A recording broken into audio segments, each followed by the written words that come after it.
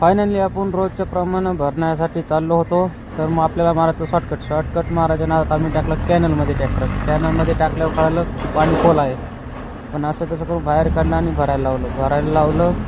त्यानंतर आपल्या गाड्या बिड्या भरून झाल्या. पण आज सुनील भाऊ म्हटला माझ्या गाड्यात कोणी आणि तुझे मी नेतो. त्याची आज एकच गाडी असल्यामुळं ते लाजत होता. मग त्याची गाड्या मी घेतली, ती माझ्या 2 गाड्या त्याला जोडल्या. फायनली आम्ही दोघं गाड्या बिड्या जोडून निघलो. तर मग तोपर्यंत तुम्ही लाईक आणि फॉलो करा. तोपर्यंत बाय बाय. त्या रोजच्या प्रमाणात स्टिंग आणि इमल घेतले. तिथनं मोर आपण प्रवासाला सुरुवात केली. मस्त पॅके स्टिंग बिंग पेलो आणि मग स्टिंग पेल्याच्यानंतर आपण धरला इमलवर दणका. मग मळ काना त्या निक दाना इमल खाल्ली.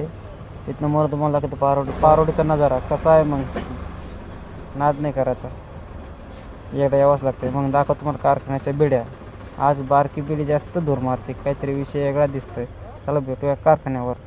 कारखान्या आल्यावर आपल्याला गाड्या करायच्या त्या चेंज. मग गाड्या बिड्या चेंज केल्या नंतर आपल्याला नंबर टेकरला भेटला आपला मित्र.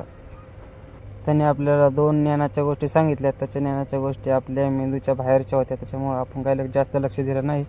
तर त्याला भेटून नंतर गेलो मी नाश्ता करण्यासाठी. तर इथं सायनाथ ढाबा आहे, तिथं मस्त असा नाश्ता बेस्ट भेटतो. ते एकदा अवश्य भेट द्या. तिथनं मोर आम्ही इथं डॉगेश भाईचा काहीतरी वेगळाच कार्यक्रम चालू होता. त्याला इग्नोर करून आपण निघलो ट्रॅक्टरकडे. ट्रॅक्टर आल्यावर कळालं आपल्या ट्रॅक्टरला लागली नजर. कोणीतरी लिंबू फिरवलं. मग आपल्या ट्रॅक्टर चालतं पंक्चर.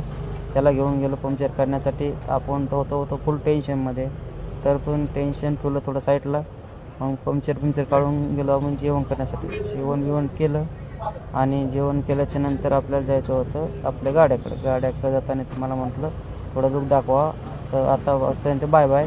तर भेटू आता नेक्स्ट ब्लॉगमध्ये. तोपर्यंत बाय बाय. फॉलो आणि लाईक करा.